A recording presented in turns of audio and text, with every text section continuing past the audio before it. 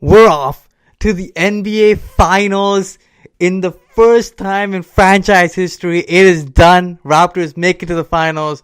Raptors win.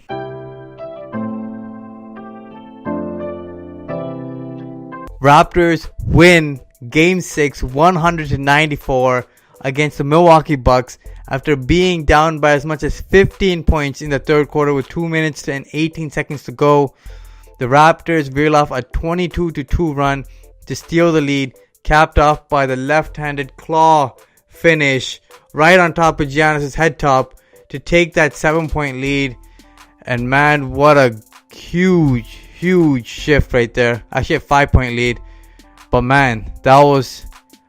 First off, the dunk was like epic. I came out at the perfect time. The crowd was into it. The whole Jurassic Park exploded and erupted. It was pandemonium. I was going crazy right there after seeing that dunk. But there were multiple plays made by multiple guys in this game. Everybody stepped up. Role players stepped up. VanVleet still on fire. Norman Powell was fantastic. Ibaka's energy was fantastic. Gasol hit a huge 3 in the corner. Lowry was making huge plays, passing to guys, scrapping, getting steals that led to the Leonard dunk. Leonard was getting and ones, threes. He was doing it all. Siakam's defense was contagious. It was just a team effort by everybody. Holy smokes. Raptors in the finals. For the first time in franchise history, the Toronto Raptors, who everybody doubts and says, oh, these guys will fold under the pressure, are in the finals. We're in the finals and we are not satisfied. We still have to win 4 more games to beat the Warriors, the defending champs. The Raptors have had the toughest road to the NBA Finals. The hottest team in the NBA going into the playoffs, the Orlando Magic, who are a top 5 team in terms of defensive points allowed. And then you had the Philadelphia 76ers, who are probably the best starting 5 in the NBA. When Cousins went down and KD went down, they were probably the best right there with the best of them. Length at every position and just max players all around. Raptors beat them on a Kawhi Leonard huge buzzer beating 3. You guys all remember that.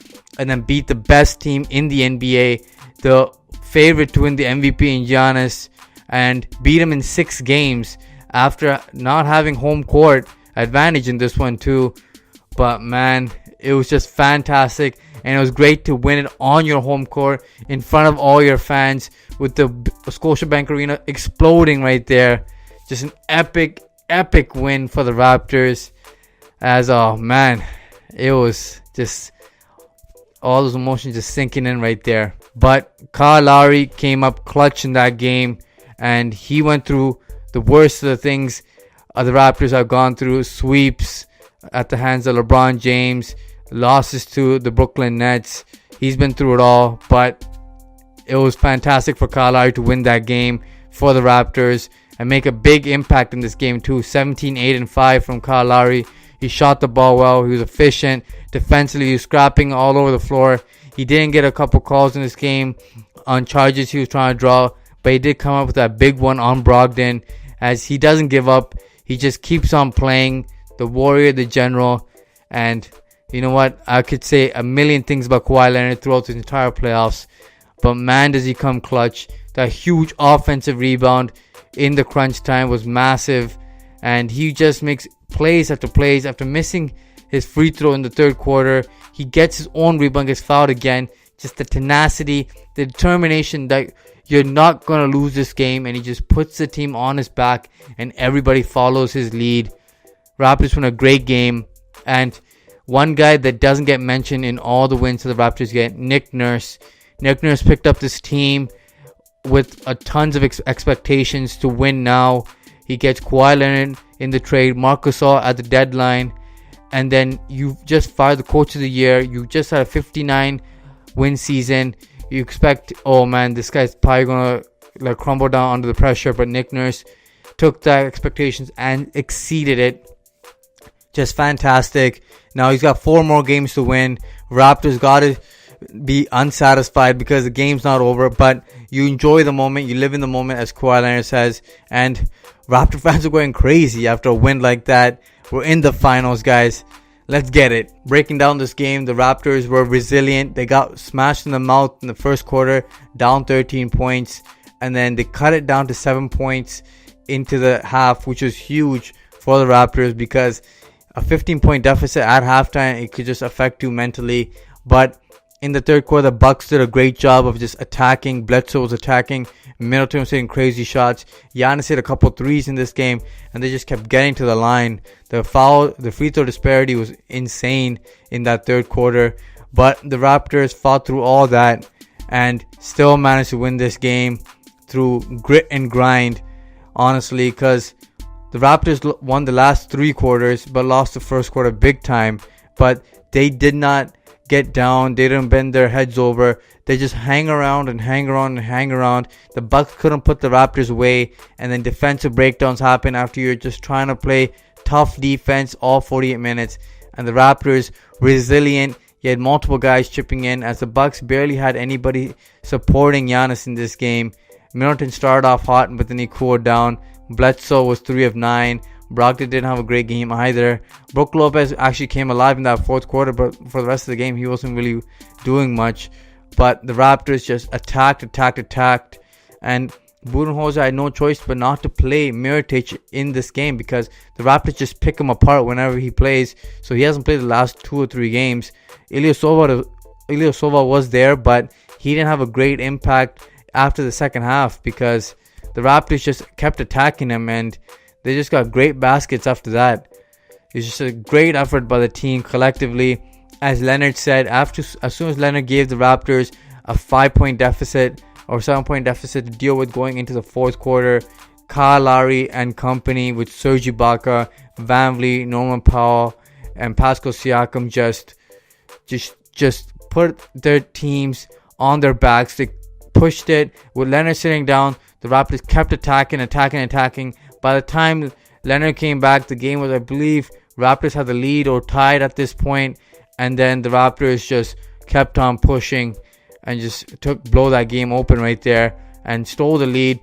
Bucks did make a great effort. What a great series for the Bucks, who honestly, after looking at last year, didn't really have championship expectations. But after Budenholzer came in there and all the additions they made, this team looked real good going into the playoffs. But there's going to be a lot of problems going for the Milwaukee Bucks in the offseason. Middleton has a player option. Brogdon's unrestricted. Mirotic is unrestricted. Brook Lopez is unrestricted. Tons of key guys they might have to sign, and they're not going to be able to afford everybody. So it's going to be tough decisions for the Bucks. But the Raptors do have the Warriors coming up, and I still have the Raptors winning the series. I have Raptors in 7, winning at home, because the Golden State Warriors, they're a different animal. I don't expect KD to play, and I expect Iguodala to come back. Cousins may come back, but I don't really think that makes a difference, because he just might screw up their way of playing, their style, because they want to go up and down. But with Cousins, it's going to be more of a slow-paced game, but I don't think he comes back.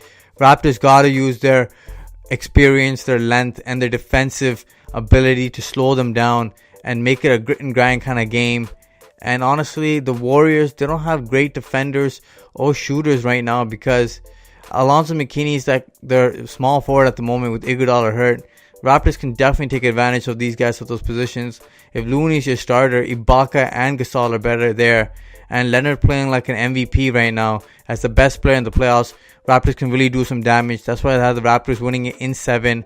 It's going to be a tough series against the defending champs. Kawhi Leonard had a career-high 17 rebounds in this game. The previous game, he had a career-high 9 assists in that game. He just does whatever the Raptors need to win games, and that's what your superstar does. And he was epic. And VanVleet, can't say enough about VanVleet. He made 4 or 5 threes in this game, and just timely shots. He would not let the Raptors get buried. And honestly, he came alive. You gotta trust in Nick Nurse playing his guy. Everybody on the boards were saying like, "Oh, you should get Jeremy Lin some burn." But honestly, I've seen Jeremy Lin playing in the regular season against like worse teams, and honestly, I don't think he's been playing well. And I still believe in VanVleet. Mr. Bet on yourself. I know he's a good player. He was a finalist for the 6th man last year, and he came out and he showed out in this game. Really changed the series. in the last couple games, and he was fantastic once again. I can't wait for the finals. It's gonna start this week. Raptors get about 4 days off. It starts on Thursday, but an amazing series by the Raptors, going to the finals, guys. Going to the NBA finals.